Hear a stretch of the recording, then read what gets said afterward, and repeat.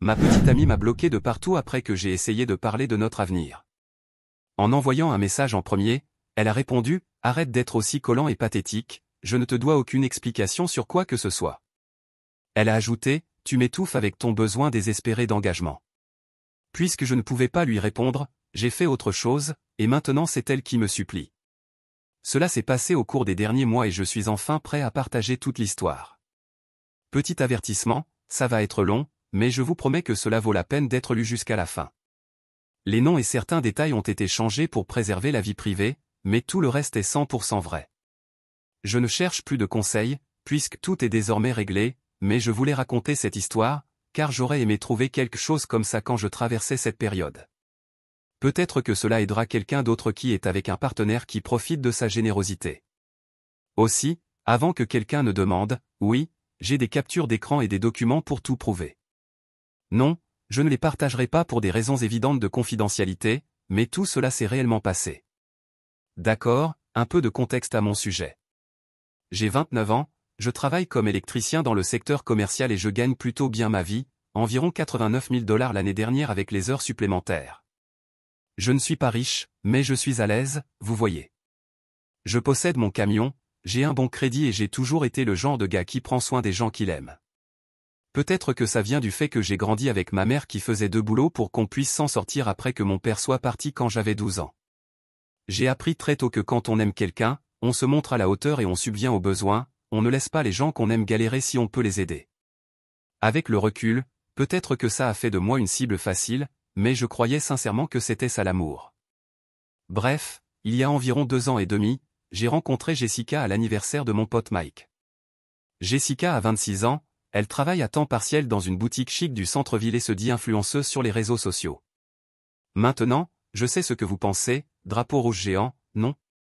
Mais les gars, cette fille était absolument superbe, elle aurait pu être mannequin, sans blague. De longs cheveux blonds, une silhouette parfaite, toujours habillée comme si elle sortait d'un magazine. Je n'arrivais pas à croire qu'une fille comme elle s'intéressait à un gars comme moi. Je veux dire, je suis plutôt correct physiquement et je reste en forme grâce au travail physique, mais elle jouait clairement dans une autre catégorie. Ça aurait dû être mon premier indice qu'il y avait anguille sous roche. Les premiers mois étaient incroyables pourtant, elle était drôle, spontanée, toujours partante pour essayer de nouveaux restos ou faire de petites escapades le week-end. Elle avait cette manière de rendre chaque moment excitant et spécial. Bien sûr, c'était toujours moi qui payais, mais elle faisait des petites remarques mignonnes du genre « tu es mon héros » ou « j'ai tellement de chance d'avoir un petit ami aussi généreux », alors ça faisait du bien, vous voyez, j'avais l'impression qu'on appréciait le fait que je prenne soin d'elle. Sa carrière d'influenceuse était quasiment inexistante, elle avait peut-être 2800 abonnés, principalement d'autres filles postant des selfies et des photos lifestyle. Son taux d'engagement était catastrophique, peut-être 50 likes par publication. Mais elle parlait tout le temps de contrats de marque qui allaient bientôt arriver ou de partenariats en cours. Aucun n'a jamais vu le jour, mais je la croyais, parce que je voulais soutenir ses rêves. Le boulot à la boutique était à temps partiel, salaire minimum, peut-être 22 heures par semaine dans les bons moments, donc on parle de 6 cents à 700 $ par mois au mieux, clairement pas suffisant pour le style de vie qu'elle voulait mener. Mais il y avait toujours une excuse, le magasin n'avait pas assez de clients, sa manager lui avait réduit ses heures, elle avait dû prendre du temps pour une opportunité de création de contenu qui ne payait jamais rien. J'ai commencé à remarquer des schémas assez tôt, quand on sortait dîner, elle commandait le plat le plus cher du menu sans même regarder les prix. Quand on faisait du shopping, elle se dirigeait toujours vers les marques de luxe, puis prenait cet air boudeur quand je proposais quelque chose de plus raisonnable. Sa liste de souhaits Amazon était remplie de produits de soins à 200 $ et de sacs à main à 400 $. Mais le plus fou, c'était la façon dont elle présentait les choses. Ce n'était jamais « est-ce que tu peux m'acheter ça ?» c'était toujours « est-ce que ça n'irait pas parfaitement dans mon contenu ?» ou « ce serait idéal pour nos soirées en amoureux ?» Elle avait cette façon de faire passer chaque achat comme si c'était aussi pour mon bien. Environ 1 an après le début de notre relation, elle a commencé à être vraiment frustrée de vivre chez ses parents. Elle se plaignait constamment de combien c'était embarrassant de ramener des mecs dans sa chambre d'enfance. C'est-à-dire moi, et à quel point elle avait besoin de son propre espace pour faire évoluer sa marque. Elle m'envoyait sans arrêt des liens îlots, toujours pour des appartements bien au-dessus de son budget. Ceux qu'elle regardait se situaient tous dans des quartiers branchés, toujours à au moins 1600 à 1800 $ par mois. Quand je faisais remarquer que cela représentait plus que l'ensemble de son revenu mensuel, elle disait des choses comme j'investis dans mon avenir ou il faut dépenser de l'argent pour en gagner, comme si vivre dans un appartement hors de prix allait miraculeusement faire décoller sa carrière d'influenceuse. Puis elle a trouvé l'appartement, ce superbe loft d'une chambre dans le quartier des Arts, avec des murs en briques apparentes, d'immenses fenêtres et un balcon donnant sur la ville. Le loyer était de 1850 $ par mois, plus les charges. Elle est devenue complètement obsédée, elle est allée 3 fois au bureau de location en une semaine, a pris des photos, mesuré les pièces. C'est celui-là, m'a-t-elle dit, les yeux brillants d'excitation, c'est mon appartement, je le sens. La lumière est parfaite pour mon contenu, l'emplacement est incroyable et c'est exactement l'ambiance dont j'ai besoin pour ma marque. Quand j'ai essayé de lui faire doucement remarquer que 1850 $ représentait plus de 3 fois son revenu mensuel, elle s'est braquée. Je vais bientôt gagner beaucoup plus d'argent, et puis c'est un investissement en moi-même. Parfois, il faut prendre des risques pour réussir. Évidemment, lorsqu'elle a postulé, elle a été immédiatement refusée. Le propriétaire a jeté un coup d'œil à ses revenus et à son historique de crédit, et il a littéralement éclaté de rire en la mettant dehors. Elle est rentrée à la maison en pleurant, de vraies larmes, une performance entière. Je ne peux plus vivre chez mes parents, sanglotait-elle, ça ruine ma santé mentale. J'ai 26 ans et je me sens comme une ratée. Cet appartement est parfait pour tout ce que j'essaie de construire. J'ai juste besoin que quelqu'un croie en moi suffisamment pour m'aider à démarrer. Et comme l'idiot complet que j'étais, j'ai tout de suite dit je vais co-signer pour toi, bébé, on va s'en sortir. La façon dont son visage s'est illuminé, on aurait dit que je venais de lui faire une demande en mariage avec une bague en diamant. Elle n'arrêtait pas de parler de notre appartement, et de combien c'était une étape importante pour nous, que ça allait tout changer, et qu'elle pourrait enfin se concentrer sur le développement de sa marque sans distraction. Sauf que, quand on est allé au bureau de location, seul son nom est apparu sur le bail. Quand j'ai demandé pourquoi, elle a dit c'est juste plus simple comme ça, puisque tu as déjà ton propre logement, et puis ça va améliorer mon score de crédit d'avoir un bail à mon nom. Ça me semblait logique à l'époque. Mec, j'étais naïf. Le jour du déménagement a été mon premier véritable signal d'alarme, même si je ne l'ai pas reconnu tout de suite. J'ai posé un jour de congé pour l'aider à déménager, pendant que Jessica est arrivée avec 4 heures de retard, les mains vides sauf pour un café, en se plaignant qu'elle ne pouvait pas fonctionner sans sa routine matinale. Je ne suis juste pas du matin, bébé, m'a-t-elle dit en me regardant charger les cartons dans mon camion. Mais j'ai aussi apporté un café pour toi, tu vois, je contribue. Le café était froid quand elle est arrivée, mais je n'ai rien dit, j'étais trop occupé à faire tout le déménagement pendant qu'elle me disait où poser les choses et qu'elle postait des stories Instagram sur sa journée de déménagement. Mais ce qui m'a vraiment ouvert les yeux, c'est quand on a dû meubler l'appartement. Jessica avait des goûts de luxe sans aucun budget pour les soutenir. On a passé tout un week-end à faire le tour des magasins de meubles, où elle désignait toujours l'option la plus chère pour chaque chose, sans même jeter un œil aux étiquettes de prix. Oh mon Dieu, j'adore ce canapé d'angle, s'écriait-elle en caressant un modèle en cuir à 2400 $, il est parfait pour le salon, et regarde comme il rendrait bien sur les photos. Quand je suggérais peut-être de regarder quelque chose de plus abordable, elle prenait cet air blessé. Je croyais que tu voulais que je sois heureuse dans mon nouveau chez moi, tu ne veux pas que notre appartement soit joli? C'est un investissement dans notre avenir à deux. Notre appartement, notre avenir, toujours en train de présenter mon argent comme si cela bénéficiait à nous deux. Le set de salle à manger qu'elle a choisi coûtait 1800 $, la table basse 9 cents, l'ensemble de la chambre encore 2002 cents. Chaque chose qu'elle choisissait était haut de gamme, qualité designer. Quand j'ai essayé de faire le calcul mentalement, j'ai commencé à me sentir mal. Bébé, peut-être qu'on devrait ralentir et d'abord se concentrer sur les choses essentielles, ai-je proposé, après qu'elle soit tombée amoureuse d'un meuble télé à 1500 $. Mais tout fonctionne ensemble dans une esthétique de design cohérente, m'a-t-elle expliqué, comme si j'étais trop simple pour comprendre. Si on achète des trucs bon marché maintenant, on devra juste les remplacer plus tard. En fait, c'est plus économique à long terme.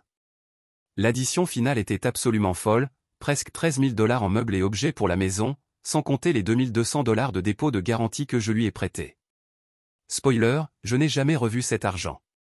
Elle n'arrêtait pas de promettre qu'elle me rembourserait une fois que sa carrière d'influenceuse décollerait, ou quand elle serait promue à la boutique, ou quand l'un de ses contrats de marque se concrétiserait. Mais ce qui m'a vraiment marqué, c'est la manière dont elle agissait comme si elle me faisait une faveur en me laissant dépenser mon argent. Tu es tellement incroyable de m'aider à créer un si bel espace pour nous, disait-elle en postant des photos des meubles que j'avais achetés, avec des légendes du type bénie et reconnaissante pour ma vie. J'ai passé 4 week-ends entiers à monter les meubles, 4 week-ends à décrypter des notices compliquées, à trier des sacs de vis, et à assembler des pièces complexes. Pendant que Jessica prenait des photos pour ses réseaux sociaux, elle postait ses vidéos en accéléré du processus de montage, mais on ne me voyait jamais dans le cadre, juste les meubles qui semblaient se monter tout seuls comme par magie. Mon appartement prend enfin forme, écrivait-elle en légende, j'ai tellement bon goût en décoration d'intérieur.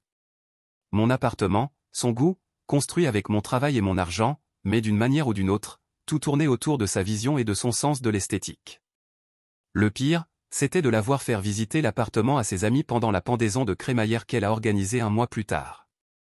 J'écoutais depuis la cuisine pendant qu'elle faisait visiter chaque pièce, parlant de ses choix de mobilier et de son style de décoration. J'ai vraiment l'œil pour le design, ai-je entendu dire à son ami Madison, j'ai passé des semaines à choisir chaque pièce pour créer l'ambiance parfaite. Quand quelqu'un a complimenté le canapé d'angle hors de prix, elle a simplement souri et dit merci, j'ai su qu'il était parfait dès que je l'ai vu, pas une seule mention de qui avait réellement payé pour tout cela, pas un mot non plus sur les semaines que j'avais passées à tout monter. Mais voilà le truc, je me suis convaincu que tout cela était normal, que c'était ce qu'on faisait quand on aimait quelqu'un. On investissait dans son bonheur, on soutenait ses rêves, on l'aidait à construire la vie qu'elle souhaitait. L'intimité physique était excellente, elle était magnifique, et quand nous étions seuls tous les deux, elle pouvait être vraiment douce et affectueuse. Je me disais qu'une fois installée dans son nouvel appartement et sa carrière lancée, les choses s'équilibreraient, qu'elle commencerait à contribuer davantage, peut-être qu'on emménagerait ensemble officiellement, et que tout cet investissement finirait par payer, sous la forme d'un vrai partenariat. Avec le recul, je n'arrive pas à croire à quel point j'étais naïf, mais quand on est amoureux de quelqu'un, on trouve des excuses à des comportements qu'on ne tolérerait jamais chez personne d'autre. Avançons jusqu'à il y a 2 mois. Mon bail arrivait à échéance, et j'ai commencé à réfléchir sérieusement à l'avenir. Jessica et moi étions ensemble depuis plus de 2 ans à ce moment-là. J'avais quasiment meublé tout son appartement, je passais la majorité de mes nuits là-bas de toute façon, et on avait commencé à parler de projets à long terme, comme le mariage et l'achat d'une maison un jour. Cela semblait donc logique que la prochaine étape soit de rendre les choses officielles en emménageant ensemble. On se comportait déjà comme un couple vivant sous le même toit. J'avais des vêtements et des affaires de toilette chez elle, je participais aux courses et aux factures, et je recevais même du courrier à son adresse. J'ai décidé d'en parler pendant un de nos petits déjeuners café du dimanche matin sur son balcon. C'était une belle journée, on était tous les deux de bonne humeur, et ça semblait être le moment parfait pour une conversation sérieuse sur notre avenir. Tu sais, je pensais, ai-je commencé, en essayant de garder un ton détendu et positif, mon bail se termine dans 3 mois, peut-être qu'il est temps qu'on commence à chercher un endroit ensemble, quelque chose de plus grand, où on serait tous les deux officiellement sur le bail. Le changement dans son expression a été immédiat et spectaculaire, comme si quelqu'un venait de lui annoncer que sa série préférée venait d'être annulée. Tout son langage corporel a changé, elle s'est reculée sur sa chaise et a eu ce regard méfiant. Oh, j'adore vraiment cet appartement, a-t-elle dit, soudainement très absorbée par sa tasse de café, et je viens tout juste de l'aménager comme je le voulais, je m'y sens chez moi, tu vois. Je comprends, ai-je répondu, mais on pourrait trouver quelque chose d'encore mieux, peut-être un 2 pièces, comme ça tu aurais un espace dédié pour créer ton contenu et travailler. Je sais pas, ça a l'air compliqué, et cher. Cher, venant de la fille qui avait dépensé mon argent comme s'il ne valait rien pendant des mois. J'ai essayé de rester positif et pragmatique. On pourrait chercher des appartements dans la même gamme de prix que celui-ci. La différence, ce serait qu'on partagerait le loyer, au lieu que je sois le garant pendant que tu paies tout. En fait, ça pourrait nous faire économiser à tous les deux. C'est laquelle s'est vraiment mise sur la défensive. Je veux pas me précipiter dans un truc aussi important. Vivre ensemble officiellement, c'est une énorme étape. Et si ça changeait notre dynamique? Et si on se lassait l'un de l'autre? Énorme étape? Je finançais déjà son style de vie, je dormais là-bas 4 soirs par semaine, j'avais déjà investi plus de 15 000 $ dans notre vie commune. Mais je ne voulais pas paraître insistant ou exigeant, alors j'ai tenté une autre approche. Je ne dis pas qu'on doit décider aujourd'hui, juste qu'on devrait commencer à y penser et peut-être regarder quelques options, voir ce qu'il y a sur le marché. Je pense que j'ai besoin de plus de temps pour réfléchir, a-t-elle dit, tout ça, c'est vraiment soudain. Soudain? On était ensemble depuis plus de 2 ans. Mais je voyais bien qu'elle devenait mal à l'aise, alors j'ai laissé tomber. D'accord, pas de pression, c'est juste quelque chose à envisager pour l'avenir. C'était mardi. Dès mercredi, tout a changé. D'habitude, Jessica m'envoyait des messages toute la journée, des selfies, des mèmes drôles, des plaintes sur les clientes pénibles à la boutique, des nouvelles sur les drames entre ses amis. Mon téléphone vibrait toutes les heures ou deux avec quelque chose venant d'elle. Mais ce mercredi-là, je n'ai reçu que 3 messages en tout, de simples réponses à ce que je lui avais envoyé, rien qu'elle ait initié de son côté. Quand j'ai demandé comment se passait sa journée, elle a juste répondu bien. Quand je lui ai envoyé un mème rigolo, elle s'est contentée de mettre un cœur sans rien dire. Le jeudi, c'était encore pire. J'ai essayé de l'appeler après le travail comme d'habitude, et c'est allé directement sur la messagerie vocale. J'ai pensé qu'elle était peut-être avec une cliente ou en réunion avec sa manager, alors j'ai réessayé 1 heure plus tard. De nouveau la messagerie. Ce soir-là, je lui ai envoyé un message pour lui demander si tout allait bien et si elle voulait qu'on aille dîner. J'ai vu que le message avait été lu, mais aucune réponse pendant 3 heures. Quand elle a enfin répondu, c'était juste « Je peux pas ce soir, je suis occupé avec le boulot ». Vendredi matin, je me suis réveillé avec 0 message de sa part, ce qui ne lui ressemblait absolument pas. J'ai essayé de regarder ses stories Instagram pour voir ce qu'elle faisait, et c'est là que j'ai découvert que j'étais bloqué. Idem pour Snapchat. Complètement coupé de ses réseaux sociaux sans aucune explication. Ma première pensée a été que quelque chose de grave lui était arrivé, peut-être une urgence familiale, peut-être qu'on lui avait volé son téléphone, ou que quelqu'un avait piraté ses comptes. Mon cerveau tournait dans tous les sens, essayant de trouver des explications qui n'impliquaient pas qu'elle m'excluait volontairement.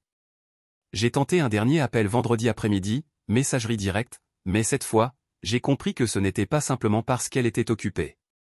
C'était le type de messagerie immédiate qu'on obtient quand quelqu'un vous a bloqué. C'est à ce moment-là que ce sentiment de malaise s'est vraiment installé.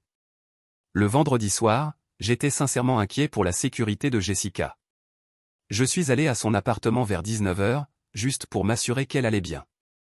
Peut-être qu'elle était malade, peut-être qu'elle traversait une sorte de crise personnelle et ne savait pas comment demander de l'aide. Sa voiture était garée à sa place habituelle, et je pouvais voir de la lumière à ses fenêtres, donc elle était clairement chez elle, apparemment en forme. J'entendais même de la musique jouer depuis l'extérieur de l'immeuble. Je suis monté à son étage et j'ai frappé à la porte. Pas de réponse, mais la musique venait bien de l'intérieur de son appartement, accompagnée de ce qui ressemblait à des voix, au pluriel. J'ai frappé à nouveau, plus fort cette fois, toujours rien. Je suis resté là quelques minutes, essayant de décider quoi faire.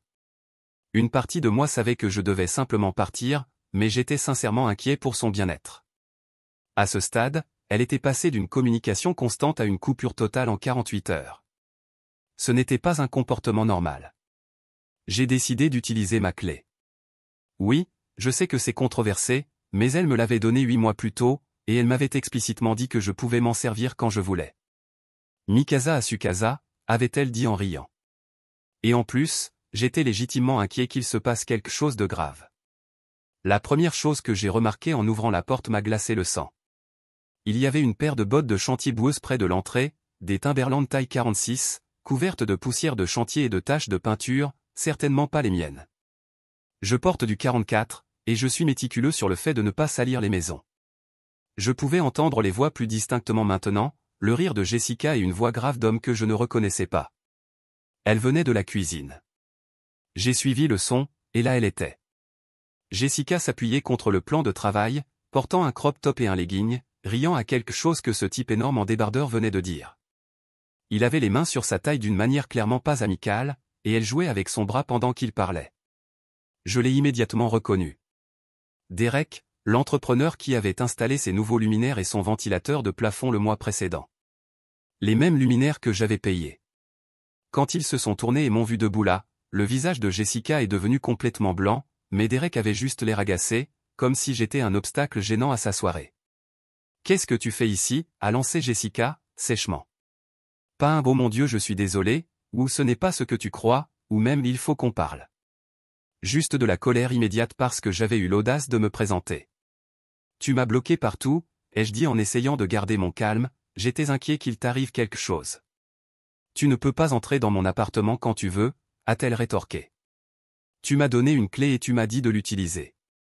Et tu m'ignores complètement depuis 3 jours. » Derek a avancé, gonflant la poitrine. « Écoute mec, tu ferais mieux de partir. C'est gênant pour tout le monde. » J'ai regardé Jessica, attendant qu'elle dise quelque chose, n'importe quoi, une explication, des excuses, juste une reconnaissance que cette situation était tordue. Mais elle est restée là, les bras croisés, l'air contrarié que sa soirée soit perturbée. Depuis combien de temps ça dure, ai-je demandé. Ça ne te regarde pas, a-t-elle répondu froidement. Ça ne me regarde pas? Après 2 ans et demi de relation, et plus de 15 000 $ investis dans ton train de vie? Ma copine qui me trompe dans l'appartement que j'ai permis de louer financièrement, ce n'est pas censé me concerner? Je pense que tu devrais partir, a répété Derek, plus fermement cette fois. J'ai regardé une dernière fois autour de l'appartement, les meubles que j'avais achetés, les décorations que j'avais payées, le foyer que j'avais en réalité construit pour elle. Puis j'ai regardé Jessica, incapable même de me regarder dans les yeux, et Derek, qui se tenait là comme s'il était chez lui. J'ai retiré ma clé de mon trousseau, je l'ai posée sur le comptoir, et je suis parti sans dire un mot. Je suis resté assis dans mon camion, devant son immeuble, pendant environ 1 heure, juste à essayer de digérer ce que je venais de voir. La trahison faisait évidemment mal, mais ce qui m'a vraiment frappé, c'était son absence totale de remords ou même de respect élémentaire.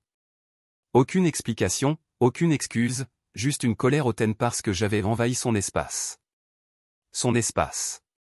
Celui dont j'étais responsable sur le plan légal et financier. C'est à ce moment-là que quelque chose d'important m'est venu à l'esprit. En tant que garant de son bail, je n'étais pas seulement émotionnellement impliqué dans cette situation, j'y étais légalement lié. Si elle ne pouvait pas payer son loyer, le propriétaire viendrait me voir. Si elle abîmait l'appartement, ce serait à moi de payer les réparations. J'étais littéralement en train de cautionner son style de vie indéfiniment, pendant qu'elle recevait d'autres hommes dans l'appartement que j'avais rendu possible. Plus j'y pensais, plus j'étais en colère. Pas une colère explosive et brûlante, non, une colère froide, calculée, celle qui mène à des décisions qui changent une vie. En rentrant chez moi, je suis allé directement à mon classeur et j'ai sorti la copie du contrat de bail de Jessica. Je suis plutôt organisé quand il s'agit de documents importants, surtout ceux qui impliquent une responsabilité financière. Je l'ai étalé sur la table de ma cuisine et je l'ai lu en entier, en prêtant une attention particulière à la section sur le garant. Et là, noir sur blanc, il y avait écrit « Le garant peut résilier le présent engagement avec un préavis écrit de 30 jours adressé au propriétaire, après quoi le locataire doit fournir une garantie financière alternative ou quitter les lieux. » J'ai lu cette phrase 5 fois pour être certain de bien la comprendre. Puis j'ai lu les paragraphes autour pour bien en saisir le sens et les implications. C'était magnifique dans sa simplicité, légale, propre, et entièrement dans mes droits. J'ai ouvert mon ordinateur portable et commencé à rédiger un email à Kevin Walsh, gestionnaire immobilier de Bradley Heights Appartements, objet, résiliation de l'accord de garant. Unité 4B8, 47 rue Grove. Cher Monsieur Walsh, ce courriel constitue mon préavis officiel de 30 jours concernant la résiliation de mon rôle de garant financier pour le contrat de location de la propriété mentionné ci-dessus. Cette résiliation prend effet immédiatement à compter de la date de ce courriel. Je vous prie de bien vouloir informer rapidement la locataire, Mademoiselle Jessica Chen, qu'elle dispose de 30 jours à compter d'aujourd'hui pour fournir une garantie alternative répondant à vos critères de qualification standard ou pour quitter les lieux, conformément aux termes du contrat de location initial. J'ai rempli toutes mes obligations en vertu de l'accord de garant jusqu'à ce jour, et je demande une confirmation écrite attestant que ma responsabilité prendra fin à l'issue de cette période de 30 jours. Je vous remercie par avance pour votre diligence sur ce dossier. Cordialement, mon nom complet, mon numéro de téléphone, mon adresse courriel. J'ai relu ce message 3 fois, vérifiant qu'il n'y avait aucune erreur ni ambiguïté. Il était professionnel, clair et parfaitement conforme au droit. Ensuite, j'ai joint une copie de l'accord de garant d'origine pour référence. Je suis resté longtemps à fixer ce courriel avant d'appuyer sur envoyer. Cela ressemblait à une ligne que je ne pouvais plus jamais franchir en sens inverse. Une fois ce message parti, il n'y aurait pas de retour possible, pas moyen de prétendre que c'était un coup de tête émotionnel que je ne pensais pas vraiment. Mais ensuite, j'ai repensé aux mains de Derek sur la taille de Jessica.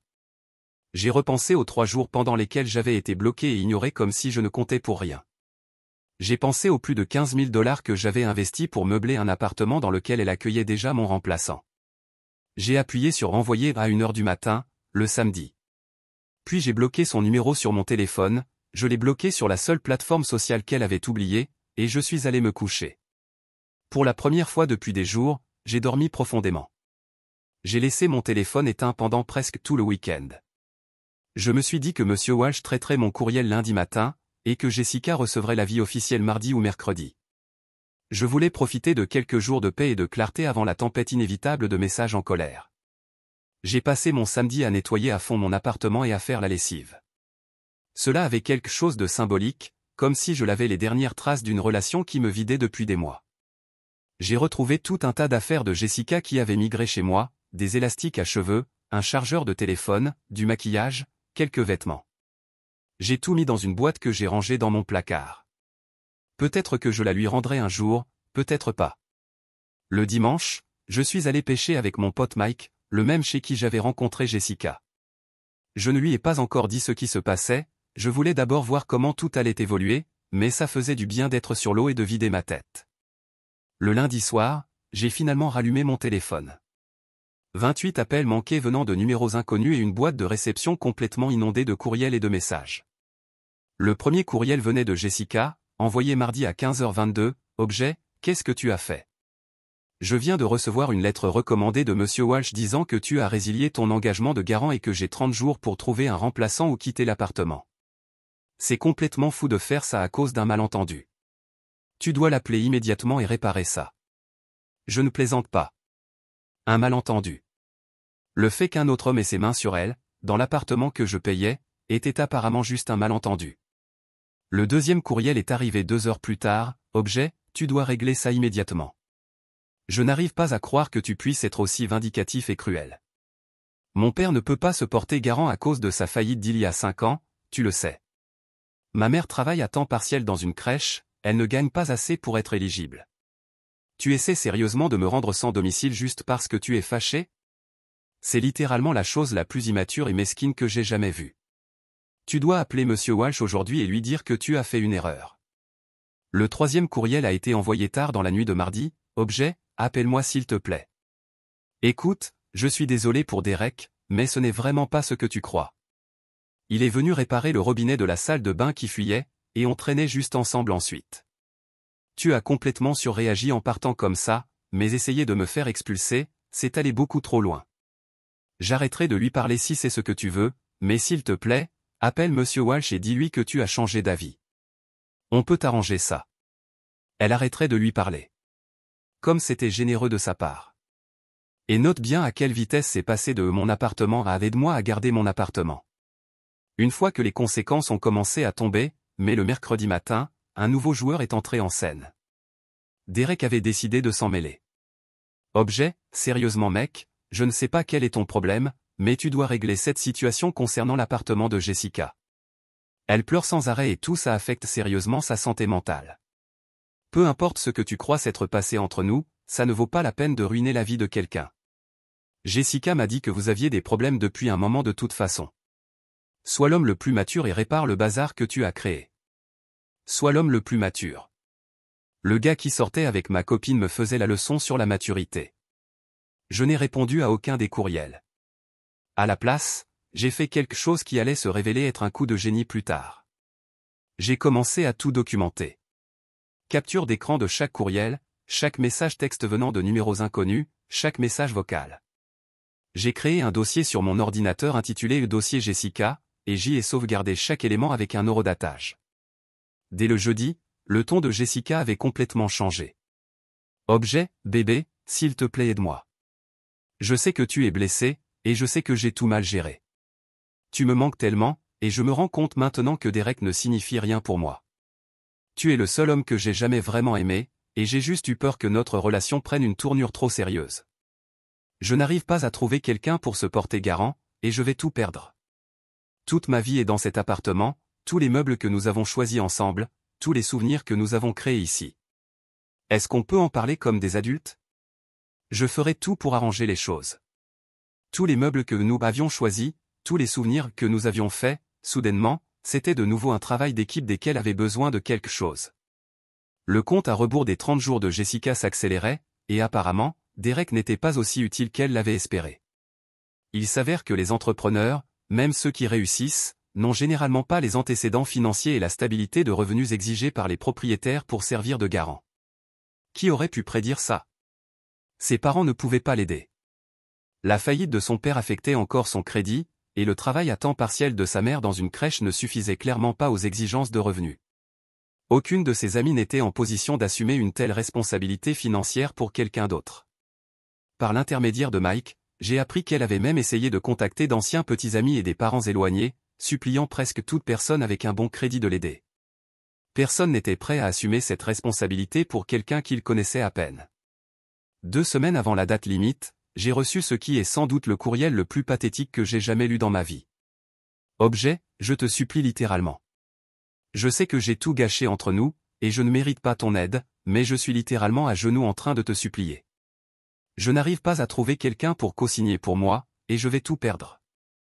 J'ai été tellement stupide, je t'ai pris pour acquis.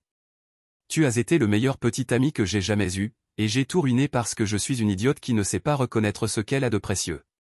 Derek était juste une erreur insignifiante, c'est arrivé parce que j'avais peur que notre relation devienne trop sérieuse. Je pensais que si on emménageait ensemble, tu te rendrais compte que je ne suis pas assez bien pour toi et tu me quitterais. S'il te plaît, ne me laisse pas devenir sans abri à cause de ça. Je te supplie, les larmes aux yeux. Je te rembourserai chaque centime que tu as dépensé pour moi, je le jure sur la tombe de ma grand-mère. Je prendrai un deuxième travail, je vendrai ma voiture, tout ce qu'il faut. Je signerai un contrat disant que je te dois de l'argent, je te donnerai tout ce que tu veux en garantie. S'il te plaît, ne me laisse pas perdre mon foyer à cause d'une erreur stupide. Je t'aime, et je passerai le reste de ma vie à réparer ça si tu m'aides cette seule fois. Lire ce courriel m'a procuré une satisfaction plus forte que n'importe quelle drogue. Après 2 ans et demi à être pris pour acquis, à voir ma générosité traitée comme un dû, à la regarder dépenser mon argent comme s'il poussait sur les arbres, elle comprenait enfin le coût réel de ses choix. Mais je n'en avais pas encore fini. Puisqu'elle avait mentionné me rembourser et signer des contrats, j'ai décidé de la prendre au mot. J'ai passé toute une soirée à calculer exactement combien d'argent j'avais investi dans le style de vie de Jessica au cours de notre relation. Dépôt de garantie que j'ai payé, $2200. Meubles et articles ménagers, $12 800. Courses mensuelles quand elle dormait chez moi, $180 par mois pendant 20 mois, soit $3600. Participation aux charges quand je dormais chez elle, $120 par mois pendant 8 mois, soit $960. Sorties et divertissements, environ $5200. 2 week-ends en voyage, $1800. Assurance automobile, je l'avais ajouté à ma police pour obtenir de meilleurs tarifs, $1440. Achats aléatoires et cadeaux, environ $2000. Total général, $30 000. $30 000. Je suis resté un long moment à fixer ce nombre. J'avais dépensé $30 000 pour quelqu'un qui m'a jeté desquels à trouver quelqu'un de plus excitant. J'ai rédigé ma réponse avec le plus grand soin. Jessica, merci pour ton courriel. J'ai longuement réfléchi à ta situation ces dernières semaines. Je suis prêt à rétablir mon rôle de garant et à t'aider à conserver ton appartement, à condition que tu signes une reconnaissance de dette juridiquement contraignante d'un montant de $30 000, correspondant aux dépenses documentées que j'ai prises en charge pendant notre relation, remboursable à raison de $750 par mois, à partir de maintenant, avec un intérêt annuel de 6%. Derek et toute autre relation romantique sont définitivement interdits dans l'appartement pendant toute la durée de mon rôle de garant. Tu me fournis chaque mois tes relevés bancaires et tes fiches de paie, afin de vérifier tes revenus et de garantir ta capacité à honorer tes obligations. Toute future relation amoureuse doit m'être communiquée par écrit, en tant que créancier, puisqu'elle pourrait affecter ta capacité à rembourser ta dette. Je conserve une clé de l'appartement et le droit d'inspecter les lieux avec un préavis de 24 heures, afin de protéger mes intérêts financiers. Tu te soumets à un examen budgétaire mensuel, où j'approuve tous les achats non essentiels supérieurs à $100. Si tu ne respectes pas un seul paiement ou enfreins une de ces conditions, la totalité du solde devient immédiatement exigible, et j'ai le droit de retirer mon statut de garant avec effet immédiat. Si tu acceptes ces conditions, on peut se rencontrer ce week-end pour signer les papiers devant un notaire. J'aurai aussi besoin que Derek signe un accord séparé reconnaissant l'interdiction de sa présence. Sinon, je te conseille de commencer à faire tes valises. Il te reste 9 jours. Fais-moi savoir ta décision d'ici jeudi. Cordialement, mon nom. J'ai joint un tableau détaillé indiquant chaque dépense que j'avais enregistrée, avec les dates et les montants. Sa réponse est arrivée en moins de 20 minutes. Tu as complètement perdu la tête? Tu veux que je sois ta prisonnière financière? Tu veux contrôler avec qui je sors? Et tu veux me surveiller et contrôler mes dépenses comme si j'étais une gamine? C'est totalement fou et sûrement illégal. Il est hors de question que je signe un truc pareil. Tu es absolument ridicule. Alors je lui ai envoyé un dernier courriel. Jessica, j'ai remarqué que tu as qualifié mes conditions de folles et ridicules, mais tu n'as contesté ni le montant de 30 000 $, ni aucune des dépenses que j'ai listées. Intéressant. Ces conditions garantissent simplement que tout investissement futur que je ferai dans ton style de vie soit protégé et récupérable, puisque tu as clairement démontré que mes investissements passés n'ont pas été valorisés, respectés, ni réciproques. Tu as dit que tu ferais n'importe quoi et signerais n'importe quel contrat pour réparer les choses. Apparemment, ce n'était qu'une exagération dramatique. La date limite pour que tu trouves un nouveau garant est lundi. Aujourd'hui, c'est jeudi. Choisis sagement. Le jeudi est passé sans réponse. Silence le vendredi. Silence pendant le week-end. Le lundi matin, Jessica a dû signer les papiers avec Monsieur Walsh pour résilier son bail de manière anticipée. L'agence de gestion immobilière a conservé la totalité de sa caution, soit les 2200 $ que j'avais payés, en plus de lui facturer 1800 $ de frais de résiliation anticipés qu'elle ne pouvait pas se permettre de payer. Par Mike, j'ai appris qu'elle avait dû retourner vivre chez ses parents, totalement humiliée. Tous ces meubles, ceux que j'avais achetés, ont dû être placés en garde-meubles, car il n'y avait pas de place pour eux dans sa chambre d'enfance. Les frais de stockage lui coûtaient 2 cents $ par mois. Elle n'avait plus d'EREC. Apparemment, il avait disparu dès que l'appartement gratuit avait disparu lui aussi. Un rebondissement choquant, j'en suis sûr. Il s'avère que les mecs prêts à coucher avec les copines des autres ne sont pas toujours les partenaires les plus fiables sur le long terme. Son Instagram est devenu un festival de lamentation à propos des gens faux et du fait de découvrir qui est vraiment là pour toi quand les choses se compliquent. Elle postait des citations vagues sur la trahison, et sur comment certaines personnes t'aident à construire tes rêves juste pour mieux les démolir après. Les commentaires étaient principalement d'autres filles racontant des histoires similaires, créant une chambre d'écho de victimisation. Environ 3 semaines après qu'elle ait déménagé, j'ai reçu un dernier courriel. J'espère que tu es content. J'espère que détruire ma vie en valait la peine. Je travaille 60 heures par semaine entre 2 boulots juste pour rembourser les frais de résiliation du bail et essayer d'économiser assez pour quitter à nouveau la maison de mes parents. Mon crédit est fichu. Ma santé mentale est détruite. Et j'ai perdu la meilleure relation que j'ai jamais eue parce que j'ai fait une erreur. Je sais que tu ne me pardonneras jamais, mais je veux que tu saches que je pense à toi tous les jours et que je suis désolé pour tout. Derek ne comptait pas. Et je reprendrais tout si je le pouvais. Tu es la meilleure chose qui me soit jamais arrivée, et je l'ai gâché pour rien.